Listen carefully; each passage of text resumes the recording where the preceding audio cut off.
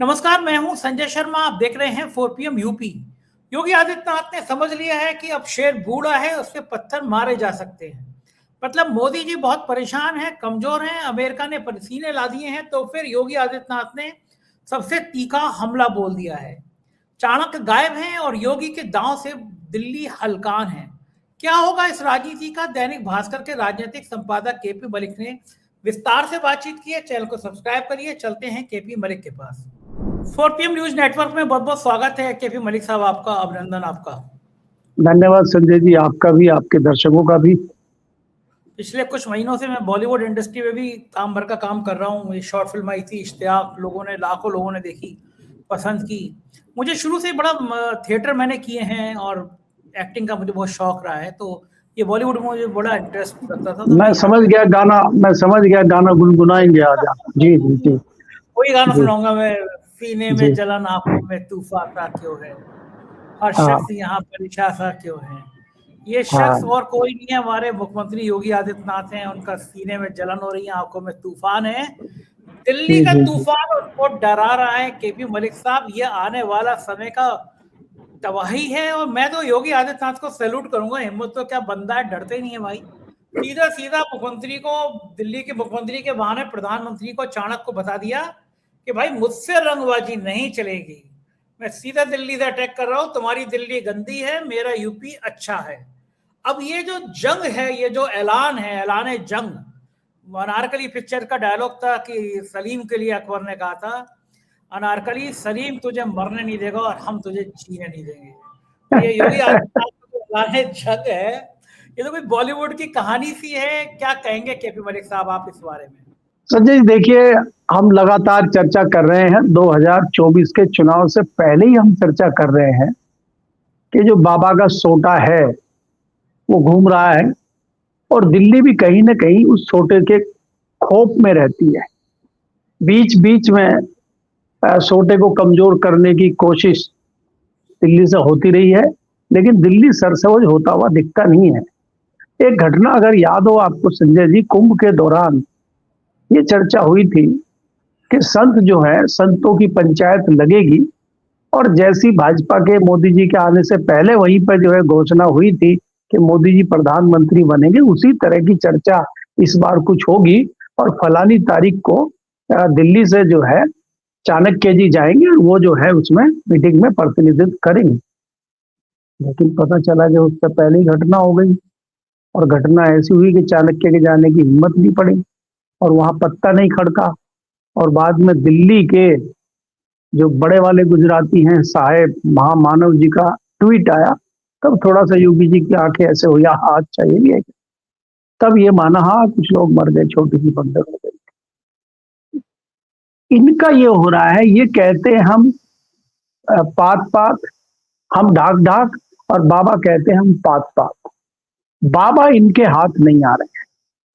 बाबा ने ही इनको नचाने का काम किया है। अगर असलियत में आप देश में देखें, चाहे आप पक्ष कहें, चाहे आप विपक्ष कहें, चाहे आप संघ कहें, चाहे आप भाजपा कहें, ये किसी के कंट्रोल में नहीं आए और बाबा इनके कंट्रोल में नहीं आए।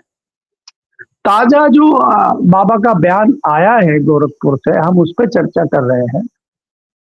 बाबा का एक आपको याद होगा, दिल्ली में विधानसभा के चुनाव हुए थे तो बड़ी डिमांड हुई थी, और यहाँ के जितने भी उम्मीदवार थे सबकी डिमांड थी कि बाबा को जो है यहाँ बुलाया जाए और उनको स्टार प्रचारक बनाया जाए। लेकिन अरे भाई, अगर वो प्रचारक असली प्रचार के किंग वही बन जाएंगे तो हमारे साहब क्या करेंगे जिनका जलवा चल रहा है। तो इसलिए उन पर बीच में ही रोक लगा दी। और यहाँ तक हुआ कि दिल्ली में जब मुख्यमंत्री की शपथ हुई तब भी उनको नहीं बुलाया गया, यहाँ तक उनके साथ हुआ। तो कहीं ना कहीं एक तो दिल्ली की टीस उनको है, और उन्होंने जो है दिल्ली की मुख्यमंत्री रेखा गुप्ता के कंधे पर रख के जो तीर कमान से तीर चलाया है, वो सीधा करते हुए पथ होता हुआ सेवा तीर्थ में घुस गया है। और उसमें जो उन्होंने बताया है कि देखिए, आप ट्रिपल इंजन की सरकार तो है दिल्ली में, और आप तो केजरीवाल के ऊपर बड़ा आरोप लगा रहे थे कि दिल्ली गैस चैम्बर बनी हुई है, तो अब तो ट्रिपल इंजन की सरकार है और गैस चैम्बर तो अभी भी बनी हुई है। और मैं तो जब भी गोरखपुर से दिल्ली जाता हूं तो मेरी तो आंखें जलने लगती हैं और सांस घुटता है। और गडकरी जी भी कई बार कहते हैं कि भाई मुंबई में है तो जरूर थोड़ा सा पोल्यूशन, लेकिन दिल्ली जितना नहीं है।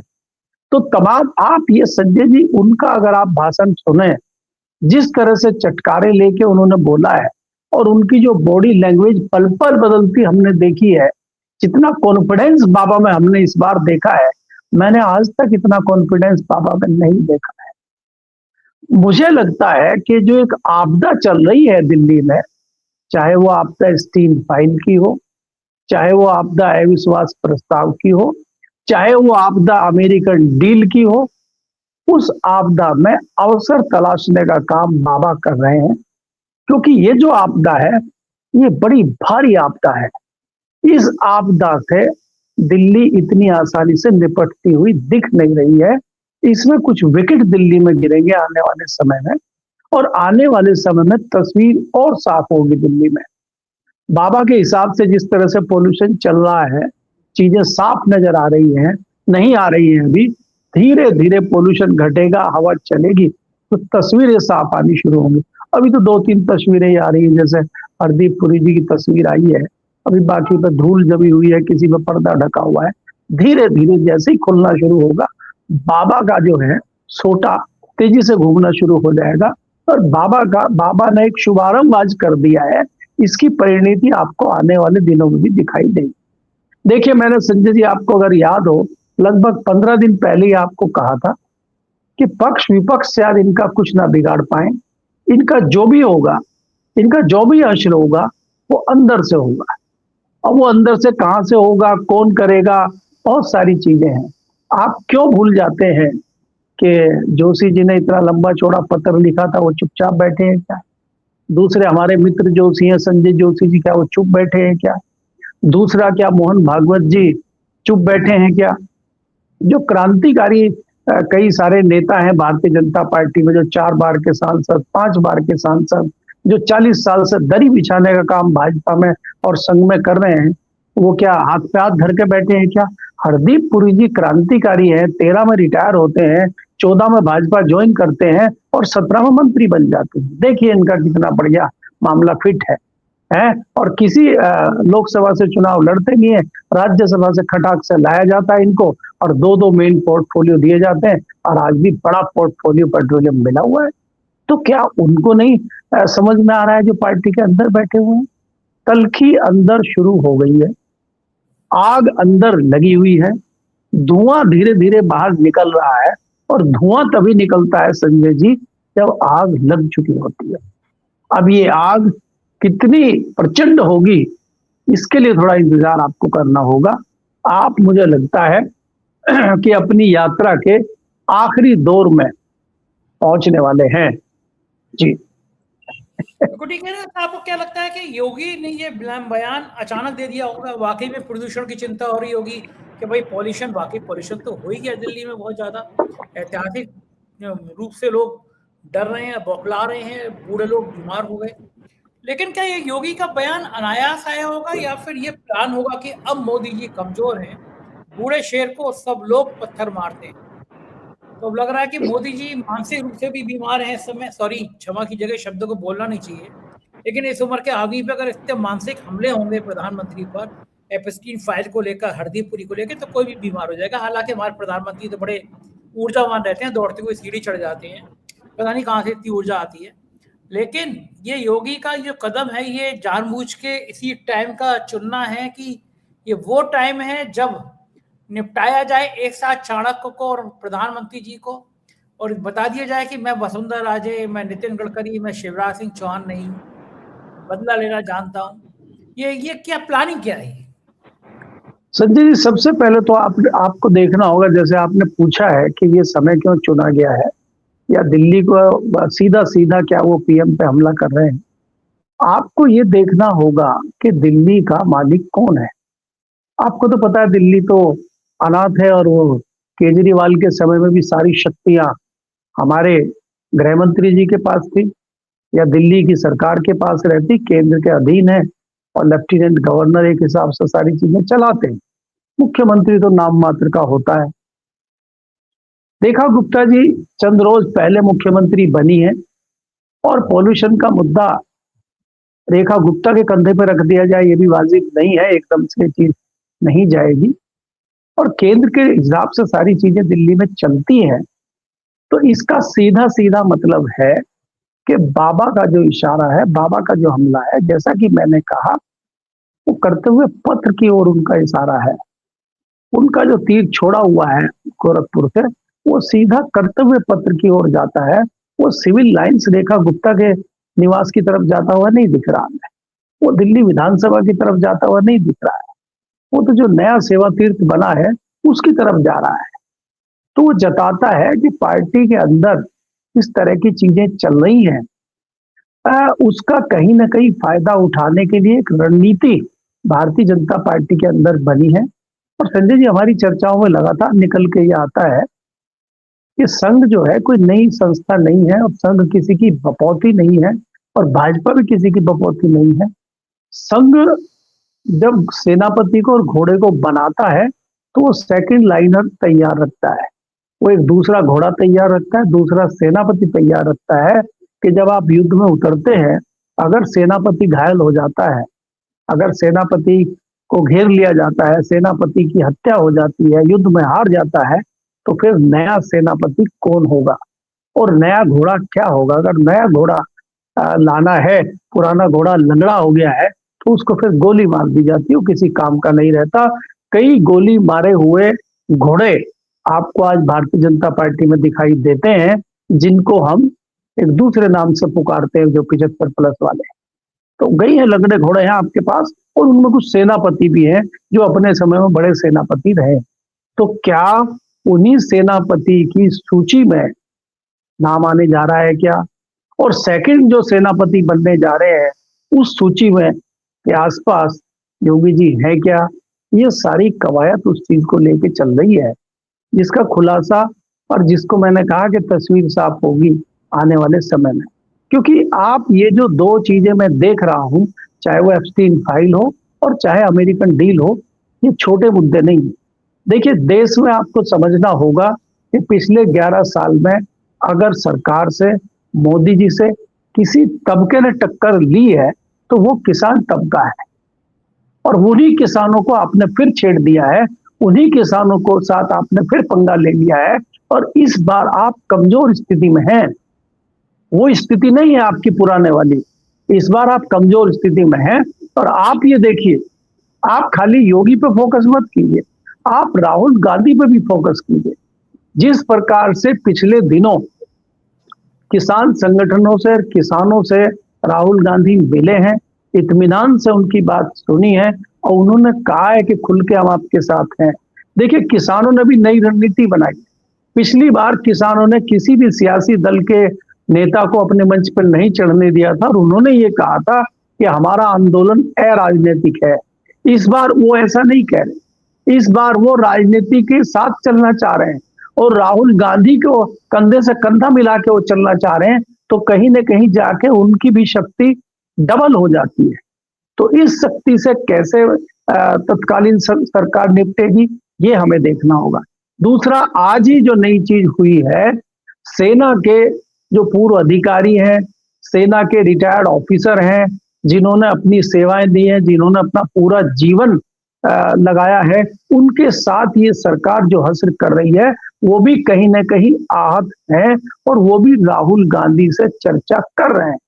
अब वो क्या चर्चा करेंगे कि सेना को जिस कगार पे लाके आपने खड़ा कर दिया है, सेना को आपने जिस तरह की चीजों में लपेट दिया है, सेना को धराशाही करने का काम आपने किया है, उससे वो लोग भी चिंतित हैं, क्योंकि वो उस बारीकी को जानते हैं। और संजय जी, जिस प्रकार से ये सरकार उस फौजियों के साथ भी कर रही है, उनमें से तथ्य निकल के ये आया है कि जो फौजी घायल हो गए युद्ध में, लड़ाई में, या अपंग हो गए या दिव्यांग हो गए, उनको जो पेंशन मिलती है उस पर टैक्स लगेगा। और दूसरी चालाकी ये कर रहे हैं कि जो उनके हॉस्पिटल्स होते हैं सेना के, और जैसे हमारी सेंट्रल गवर्नमेंट की CGHS होती है, एक ऐसी स्कीम होती है कि उसमें फौजियों का इलाज किया जाता है, उनको कुछ पैसे नहीं देने पड़ते हॉस्पिटल में, सरकार पैसे नहीं दे रही। और सरकार की तरफ से इस प्रकार की चालाकियां की जा रही हैं कि जब साल का फाइनेंशियल ईयर खत्म होने वाला होता है तब फंड दिया जाता है और वो फंड फिर अगले साल चला जाता है, और उसको आपने टैक्स के दायरे में ला दिया है और आप टैक्स ले रहे हैं उनके ऊपर। तो फौजी भी कहीं न कहीं सरकार की इस तरह की चालाकियों को समझ चुके हैं और वो भी नाखुश हैं, नाराज हैं। तो जब देश में कई सारे अलग-अलग क्षेत्र आपसे नाराज होंगे, तो वो कोई न कोई रणनीति बनाएँगे।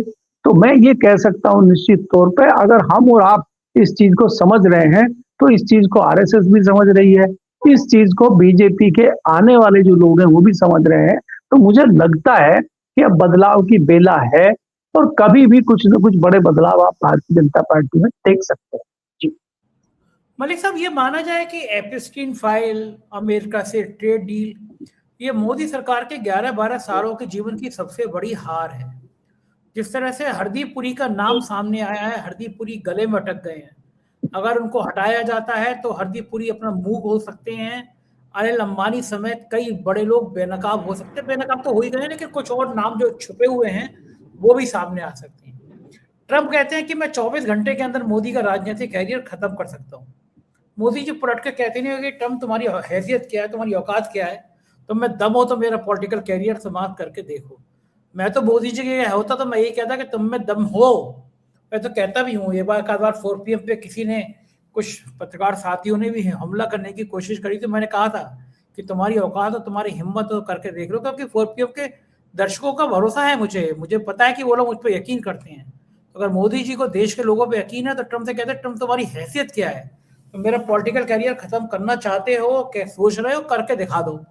भारत की जनता मेरे साथ है, लेकिन मोदी जी कह नहीं पाए। क्यों नहीं कह पाए होंगे? ऐसा कौन सा दबाव है मोदी जी का जो ट्रंप को जवाब देने से रोक रहा है? नाम नहीं ले रहे ट्रंप का वो। देखिए संजय जी, वो कोई पहली बार नहीं है मोदी जी के साथ ऐसा। आप याद करिए गलवान की घटना। गलवान में हमारे लगभग 20 सैनिक मारे गए थे और हमारी जमीन पर कब्जा चाइना ने किया था, और बाद में इन्हीं प्रधानमंत्री और इसी सरकार ने कहा था कि हमारी 2 इंच जमीन नहीं गई है और हमारा कोई सैनिक नहीं मारा गया है। लेकिन बाद में तो वो बात झूठ थी, हुई सीधा सीधा झूठ बोला। आज जो प्रधानमंत्री बोल रहे हैं या आज जो आप कह रहे हैं कि वो बोल दें, ऐसे कैसे बोल देंगे? आप चाइना से, अमेरिका से एक साथ रिश्ते कैसे दोनों से निभा सकते हैं? ये कैसे संभव है कि आप झूला भी झुलाएं और गले भी मिले? दोनों गलबैया एक साथ संजय जी नहीं हो सकती। ये कोई पहली बार नहीं है देश में, इनसे पहले भी प्रधानमंत्री रहे, चाहे वो नरसिंह राव हो, चाहे वो मनमोहन सिंह हो, चाहे वो वाजपेयी जी हो, चाहे वो दूसरे लोग हों। कभी ऐसा नहीं हो सकता कि आप दोनों के साथ गलबैया करें, संभव ही नहीं।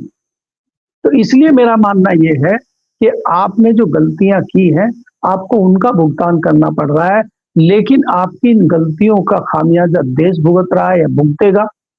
और जिस प्रकार से, जिस जगह पे लाके आज आपने देश को खड़ा कर दिया है, इसकी जवाबदेही किसकी है?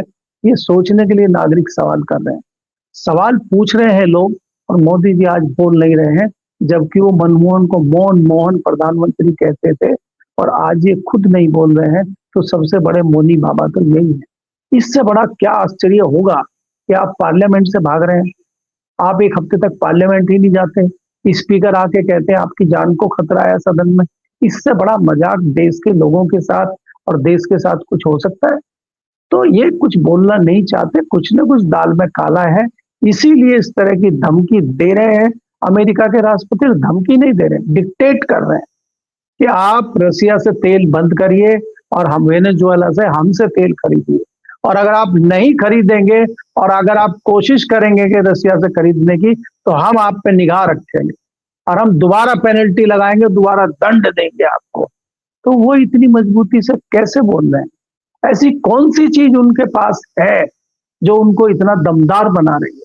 आज से पहले तो किसी प्रधानमंत्री को ऐसा नहीं बोल पाए, हमारे वाजपेयी जी को तो नहीं बोल पाए वो, या सरदार मनमोहन को भी नहीं बोल पाए। तो मैं ये सवाल पूछ रहा हूं, आज कैसी उनसी मजबूरी हो गई कि हमें ये सुनना पड़ रहा है और वो हमें धमका रहे हैं? तो ये जो चीज है, मुझे लगता है कि धीरे धीरे परत दर परत तस्वीरें साफ होंगी और हमें सच्चाई पता लगेगी। जी हाँ, बिल्कुल ठीक बात है। एक एक करके सच्चाई तो सामने आएंगी, लेकिन देश का सिर तो 140 करोड़ भारतवासियों का तो सिर शर्म से झुकता है जब अमेरिका हमारे नागरिकों को हथकड़ी और बेड़ी लगा के वापस करता है। दुनिया के किसी भी देश के नागरिकों को इस तरह अमेरिका ने वापस नहीं किया जैसे भारतीयों को किया। हमें शर्म तो आती है कि अमेरिका इस तरह बेइज्जत करता है, कहता है कि भारत और पाकिस्तान का युद्ध हमारे कहने पर रोका गया। ऐसा लगता है कि हमारे देश की कोई हैसियत ही नहीं बची है, अमेरिका जो चाहेगा वो करेगा। तब ऐसे मौके पे हर किसी को इंदिरा गांधी की याद आती है। इंदिरा गांधी ने धमका के कहा था कि तुम 7वां बेड़ा, 9वां बेड़ा, 8वां बेड़ा जो भेजना भेजो, मैं पाकिस्तान को सबक सिखा के रहूंगी। सबक सिखा दी। यहाँ केवल कागजी शेर हैं, कागज के बड़े बड़े बयान देते हैं और कर कुछ नहीं पाते। क्या लग रहा है आपको कि क्यों क्यों भारत के लोग इतने शर्मिंदा हों, उनका सिर शर्म से झुके? उन्होंने ऐसा कौन सा गुनाह किया था केपी मलिक साहब?